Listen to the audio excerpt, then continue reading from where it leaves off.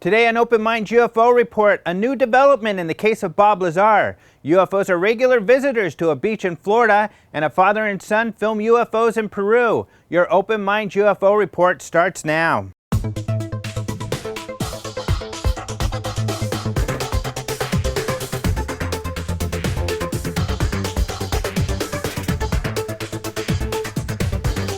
Hello and welcome to the Open Minds UFO Report. My name is Alejandro Rojas.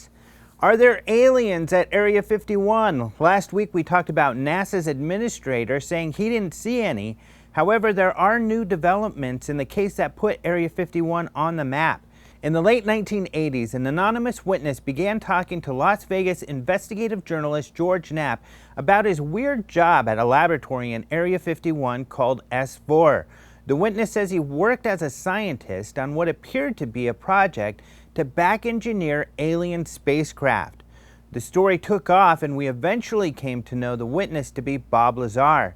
He says he was fired for talking about what he knew, and his employment records as a scientist and his educational records were erased.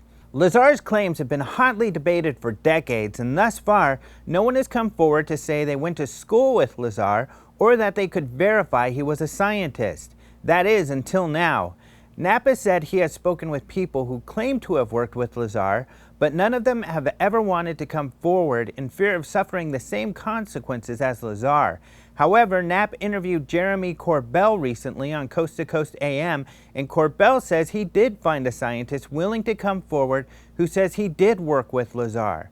Corbell is a documentary filmmaker who has been researching Lazar's claims for a new film. We caught up with Corbell on Skype to ask him more about this new witness. All right, so you made a pretty exciting discovery, and the way that you made this discovery is pretty interesting. How did you do this? Well, I was, essentially, I'm always scouring the web for information from a variety of sources. I think what you're inferring to is the idea of using web bots in order to collect data. So basic data mining, there's a lot of different ways to do it, everything from Google Alerts to much, much more sophisticated ways.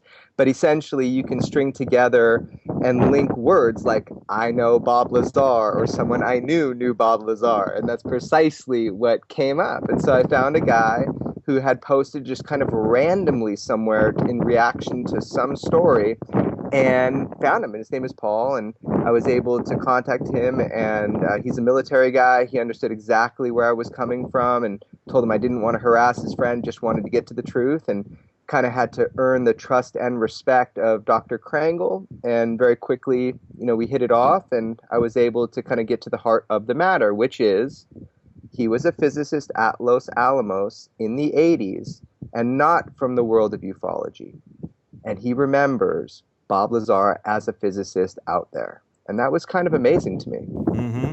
And why is that in particular so important?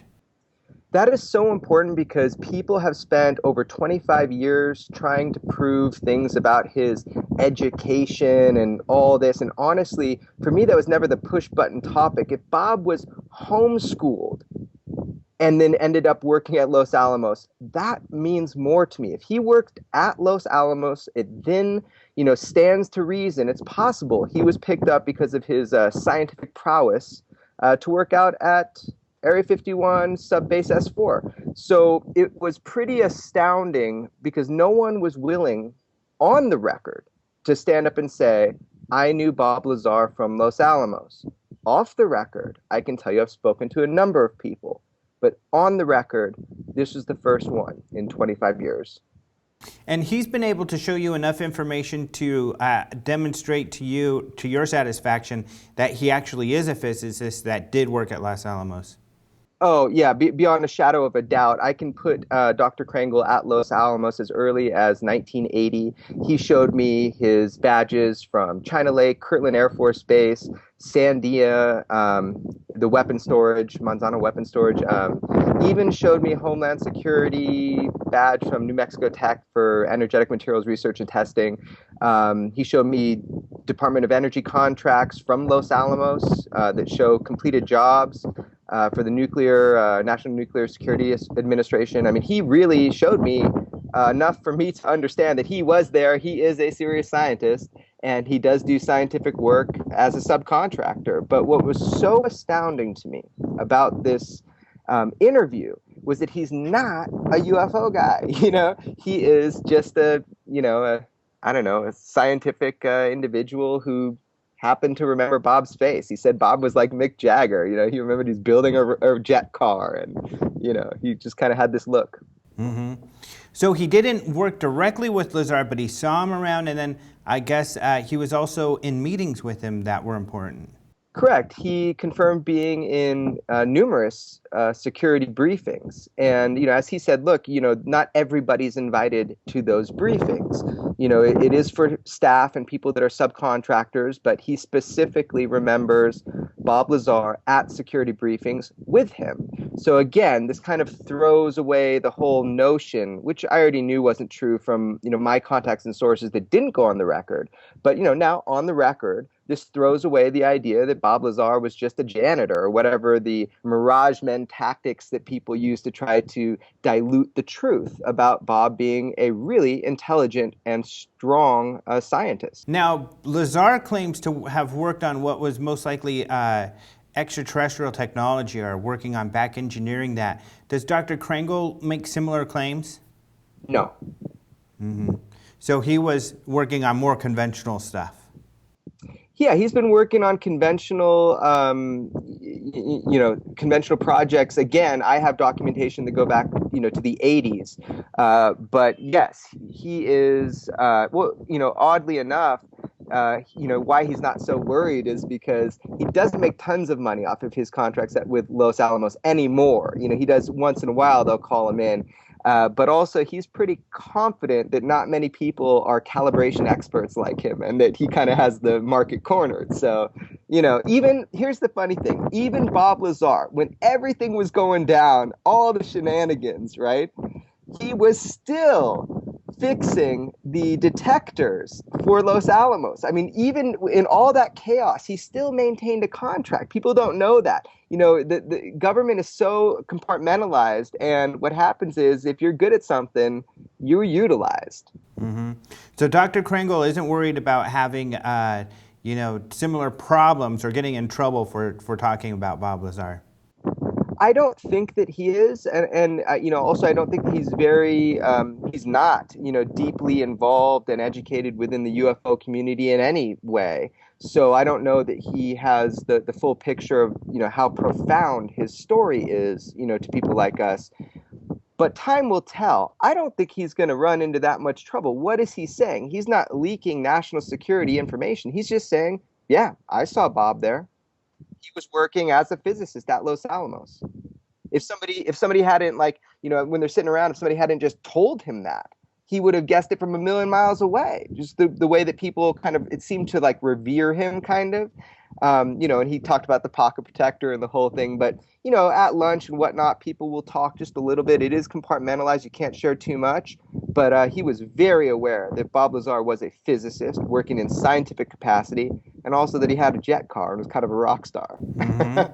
So you're right. So that's a big deal. So far, we haven't been able to confirm that Bob Lazar was a scientist. He claimed to work at Los Alamos. There's a lot of people that worked at Area 51. I've actually talked to people from Area 51 and Area 52, where Bob claims to have worked as a completely different sub-base, which, by the way, was acknowledged in 1989 to George Knapp. And I have footage of a revisit of that phone call to the base to ask them if they have a facility or facilities called S4. And they gave a really clever answer, which I hope to show that footage at some point. I'm just figuring out the legality of recording it.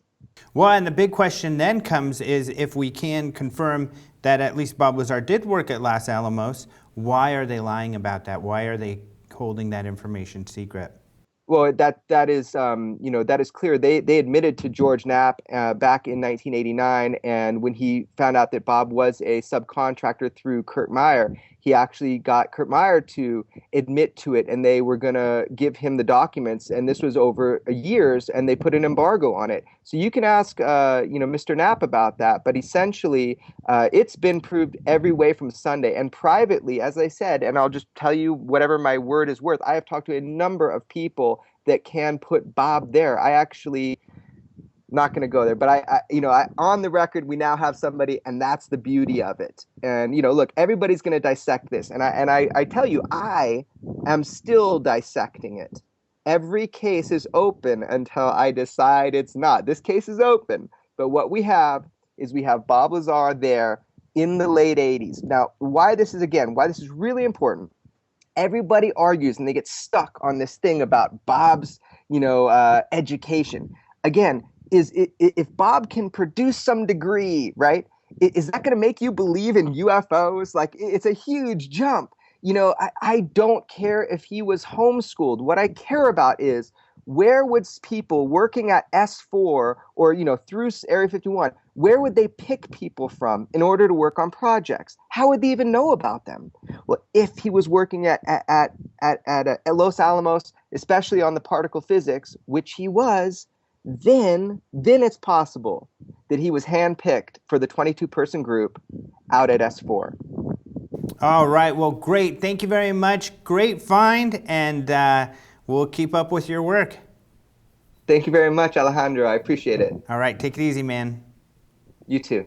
Volcano Beach is not just a recreational hotspot, it is also a UFO hotspot, according to a local hotel manager.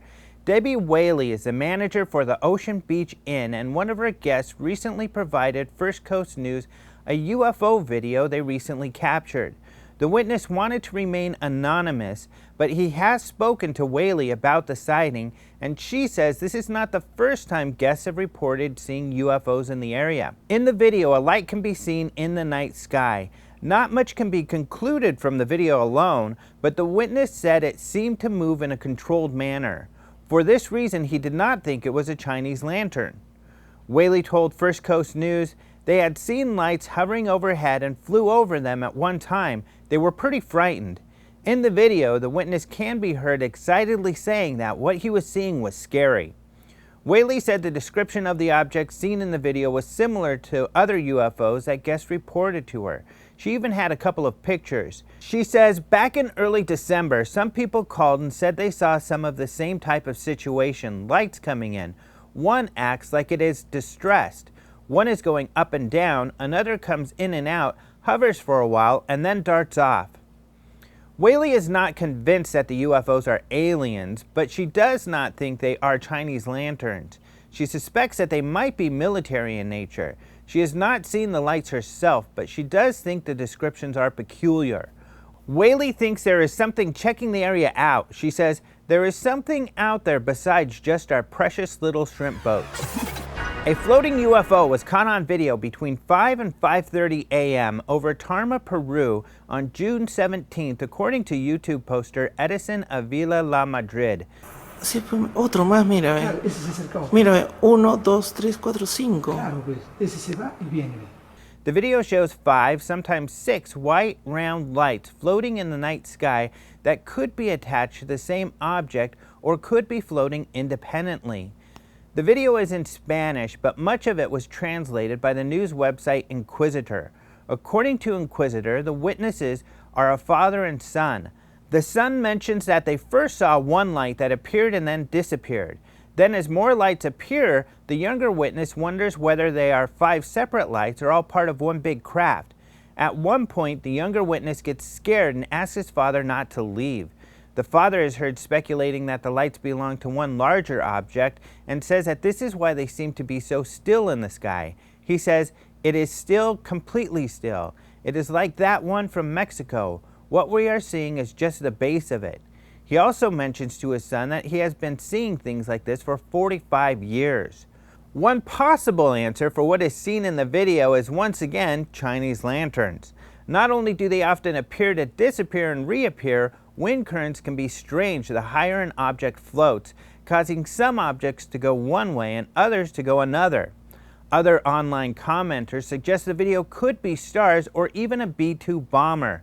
Let us know what you think in the comments.